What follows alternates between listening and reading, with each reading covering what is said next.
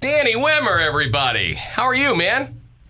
What's happening? You know, Danny here is not necessarily a rock star or a musician or somebody famous that you would know, but if you've ever gone to the Aftershock Festival just over the pass in Sacramento, you've no doubt seen some of the signage and the stuff they've got on Facebook, the advertisements, and at the bottom it says DWP, Danny Wimmer Presents. Danny Wimmer, welcome to the afternoon show, man. I hear you've got some good news and some bad news for us.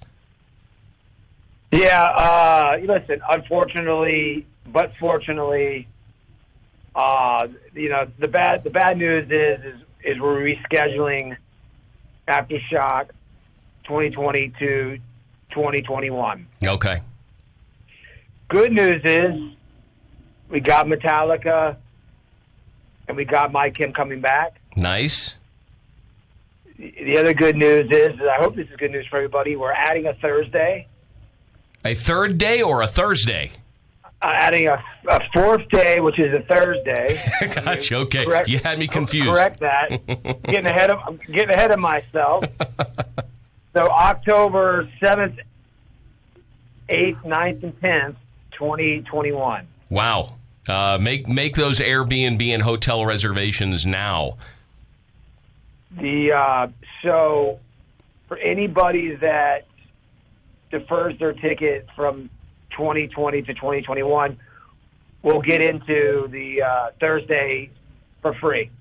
Very cool. Any idea of who might be performing on that Thursday?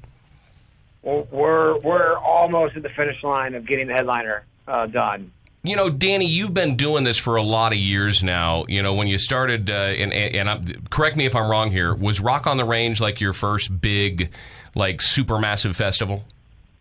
That's correct. That Okay. was my entry point back into into concert promoting. Did you ever in a million years, or was it part of the master plan to start having these big types of events start popping up in very cool cities across the country and around the world for that matter?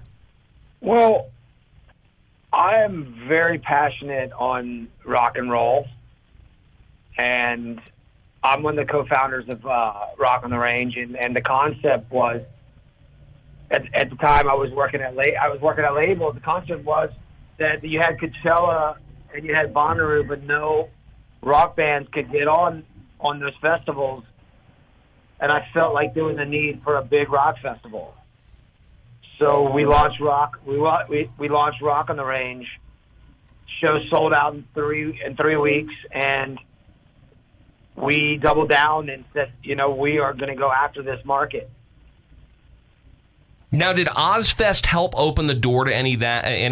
And was there ever any blowback from somebody like Sharon Osbourne saying, "Hey, we did the first big multi-day rock fest, although it was a completely different kind of design"? It was just a different design. She's a friend. She's a friend of ours. They were sort of unwinding at the time when we launched. Yeah. And that was just sort of a touring model. This was more of a destination model. Ozfest was like it was basically an amphitheater festival. Right. So it was more localized, where we're selling. In Sacramento, we're selling tickets all over the world. Mm-hmm. And a festival is more of a destination, where like a Mayhem tour and the Ozfest is built on localization. Right. Now, you look at something like COVID that has dramatically changed the world. It's changed behaviors. It's changed patterns. It's changed, people, infrastructure, and community events. What changes could you potentially envision for the rock world as far as concerts are concerned post-COVID? What are you guys thinking? Those of you who, put on these multi-million-dollar massive events that are so incredibly popular. Well, that's a great question. Listen, after 9/11, we saw a change in the way we were going to fly. Mm-hmm. I mean, I can see some big changes. We're looking at different technology. There hasn't been a perfect science yet, but I would expect some change coming into 2021. And I would expect a little change going into basically all venues that has a mass gathering. Right.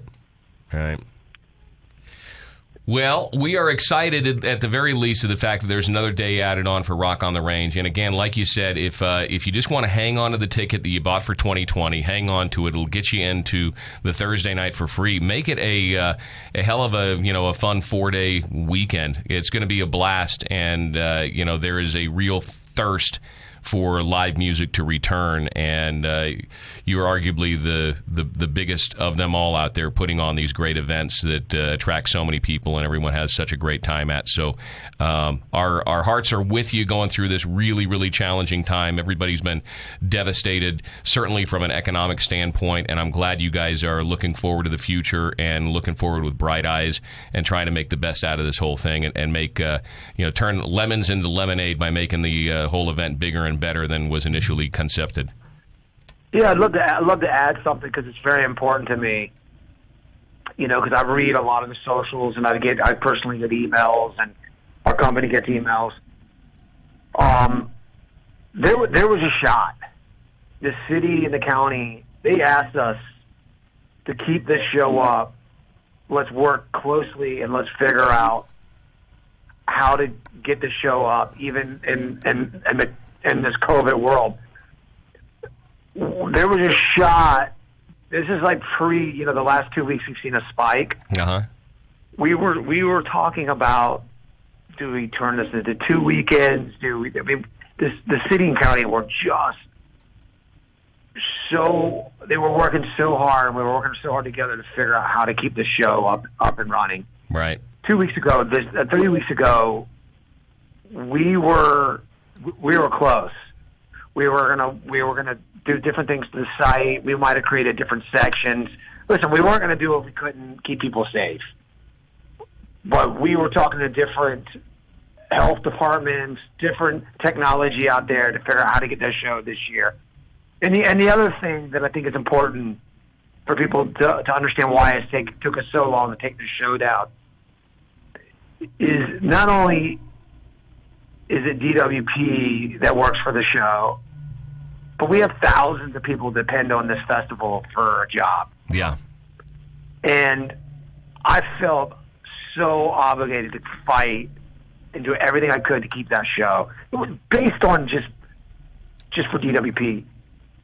The industry, and I'm not looking for a pat or a hug.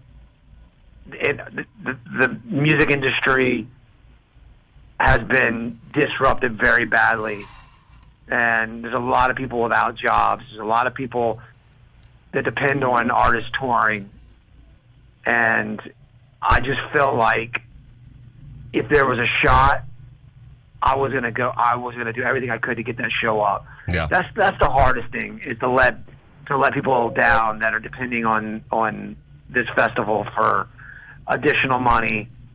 I mean, and then the restaurants that depend on it, the hotels that depend on it. There's a lot of people in the community that depend on this festival to happen. Right. But we're just at the point with the spike that it was time to just say, hey, it's time to reschedule. Well, it sounds like out of an abundance of caution, which we've heard a lot lately, that you guys are likely making the right move, and we will still be here, and you'll still be there, and we can't wait for the big event to return in 2021, man. Well, hey, man, thanks for letting me get on the station. You guys have been with us from the beginning. Oh, yeah. You've been a big supporter. Your area, we sell a lot of tickets there. Hey, the show is still sold out, so you should expect an email on Monday giving you instructions on how to defer your ticket or get a refund. If you can defer, I'm telling you, the show will sell out. It is sold out, but if you need a refund, we're going to refund your ticket and your service fee. Listen, a lot of people have been hit very hard, and I'm hoping that we can get people back working, we can get past this, and just get back to what we do. And I know the bands are excited to get back out there working, and there's nothing like a real like being at a concert. Well, let's get together and share a toast when that happens, huh? I hear you, buddy. I'll take you up on that. All right. Well, sounds good. And, of course, let us know as soon as you have an announcement on who this artist is going to be on Thursday night for your headliner. And we're looking forward to 2021 for Aftershock. Danny Wimmer, appreciate the call, man. Hey, thank you, guys. Nothing but love.